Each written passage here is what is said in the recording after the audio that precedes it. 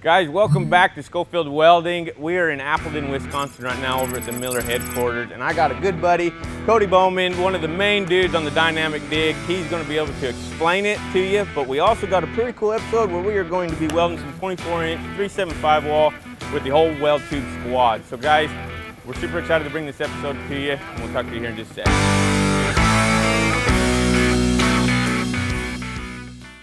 Warning: read and follow all labels and the owner's manual. Never use an engine-driven welder generator inside a home or garage, even if doors and windows are open. Always read and follow all labels and the owner's manual carefully, including the following.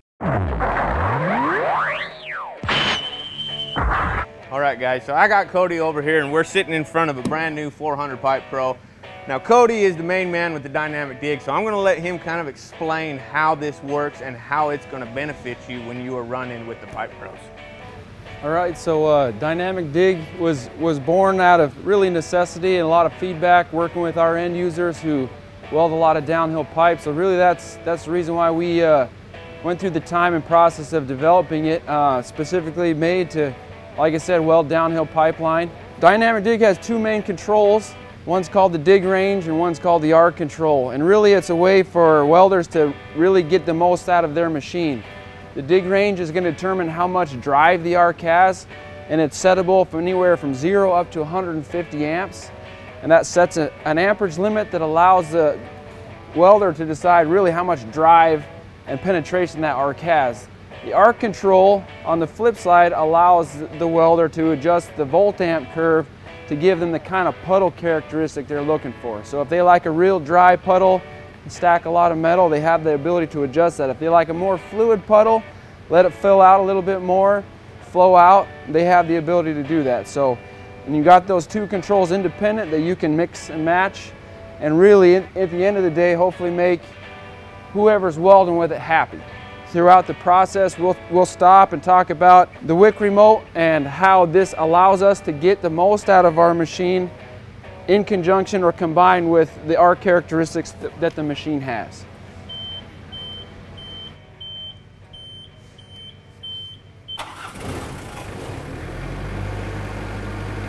Okay guys, so like I said, we have some 24-inch 375 wall pipe.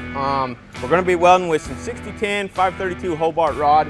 This is tacked up in 4 spots. We're going to be running about a 332 gap, and we're going to have 2 guys welding on this at the same time. Now what we got Matt Arnold, Warrior Welding. We got Travis Field. These guys are going to be putting our bead in for us. We're going to get after it. All right guys, we got Matt running about 115 amps right now. Stiff side of 21 on his dig. Down 10. Down 5. Down.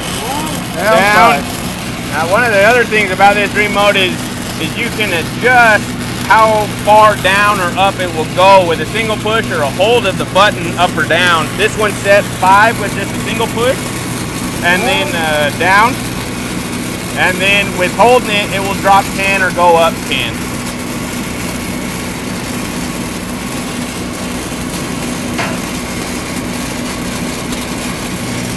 Up 5.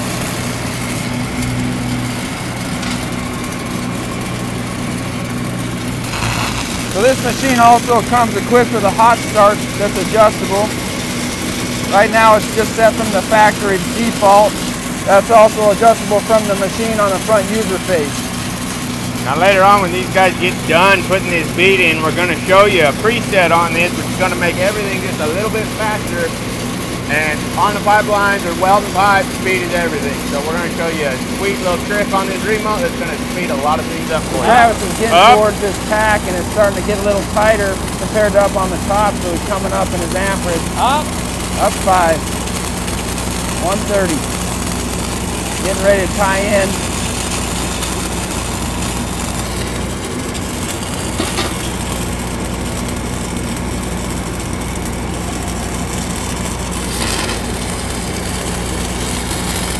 And guys, just a single bump on an up. If he's like up, we would just hold the up and it would bump up 10 on the remote.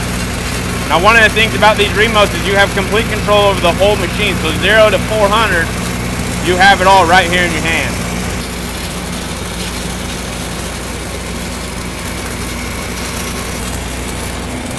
Up. So we're about 115 amps right now, coming off the bottom.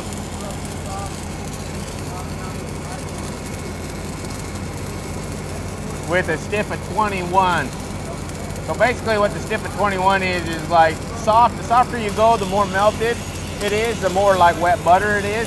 And then the stiff is more like cold butter. So you got anything from 0 to 25 or 0 to negative 25. All right, guys, so we're just getting done with the bead. We're getting ready to start hot passing this thing. So we still have Travis, we still have Matt. They're gonna be hot passing. We're still using Hobart 8010 rod P1. This is actually 3/16, so we're gonna be cranking the heat up quite a bit to make sure we're burning out what needs to be burned out and making sure that this is gonna go the way we want it to. All right, so we got 4 channels on this machine that we can, or on this remote that we can program with different presets. So we're going to go into the hot pass, and we're going to add a little bit more dig range to give Travis a little bit more drive to make sure that he can dig out any trash that could be there. So to jump to program 2, you're just going to hit this program setting. It'll indicate P2 up there. I've already got it set. We're going to leave the arc control the same. The dig range is changed in the hidden menu up to about 115. We're going to hot pass about 175 amps.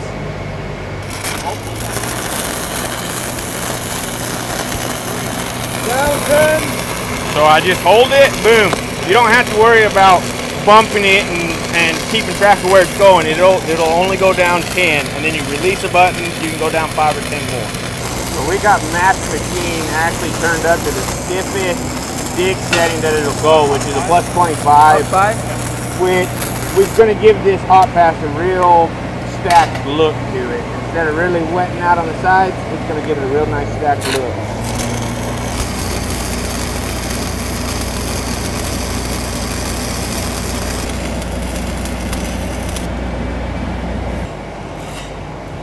Can't beat the 400 Pro. 5 Pro or either one of them, man. They're as good as they get. Okay, guys, so we just got done with our hot pass. We're bringing in 2 other guys, some heavy hitters on the whole deal.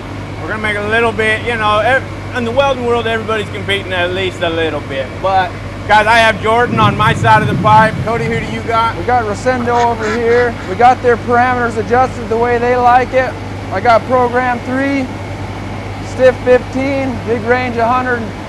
And we're going to start out 175 amps on our side. What do you got? Yep, we're going to start about 170 on this side. Stiff 17 is what we're going to stick with. We're going to see how it goes. So guys, like I said, when it comes to the softer, the stiff, right now we're putting in a filler on 375 while with 316. We're going to want this to be a little stiffer. We want to stack as much iron in there as we can, but not so stiff that it's just kind of laying on top. Does that make sense? So basically we're on stiff 17 plus 17, and it's stacking in there nice. It's flushing it out, and we're going to be ready to cap as soon as this is done. All right, looks like the Rosendo is putting a nice light pass on, maintaining good control, just a nice little whip and pause as he comes down. Good travel speed. He's going to leave his amperage the same, not really changed it much at all since the top. Beautiful.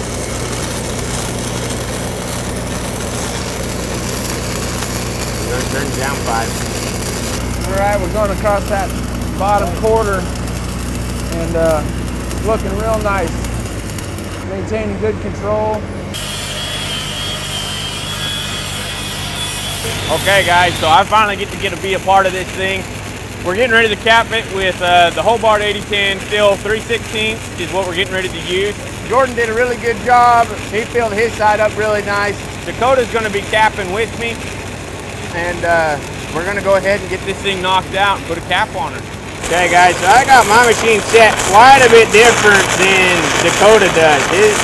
He's got a pretty stiff arc and I got a pretty wet arc. So my dig range is actually set on a 9 right now, where I think his is set on a 25. So I'm on 160 amps right now. Just working my way down this thing. Jordan left me some pretty good edges on this, so it didn't get any wider than what it was. It's actually got a really nice bevel on it, so it's going to help keep this thing really straight. All right, so Dakota's been doing a real good job. We left it a little bit low, probably a 16th or so, and so he's got a nice little trough to fill. We set a program 4 on this for him with stiff 25. He likes it real stiff. Left our dig range down right around 100. And he's been started out at 165 on top, come down about 145 on the side. And we'll see how he does across the bottom quarter, whether or not he wants to come back up.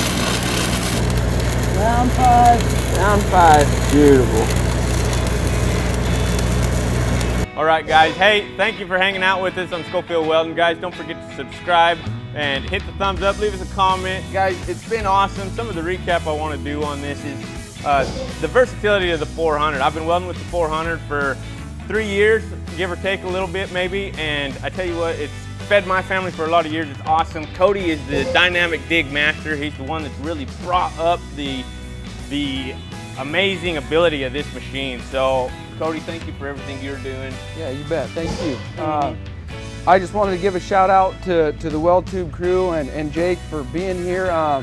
We wouldn't be where we're at as a company without our end users, our customers, right? Guys that are out there welding blue. So thank you. I know it drives me to come into work and do the best that I can be to make our product the best that it can be. And without good relationships with guys like you and customers that are using our equipment, we wouldn't be where we are today. So thank you very much. The other thing I want to mention too is the remote. Guys, this has been a life changer for me. It controls pretty much the entire machine right here on your hand. You can set the presets, it speeds things up. You can change different welding procedures. I can put a bead in with TIG. I can hot pass with LH. I can do all this stuff, and it's just a push of a button. So anyways, guys, thanks for everything you do. Don't forget to subscribe, like, comment. We'll talk to you here in a bit. See ya.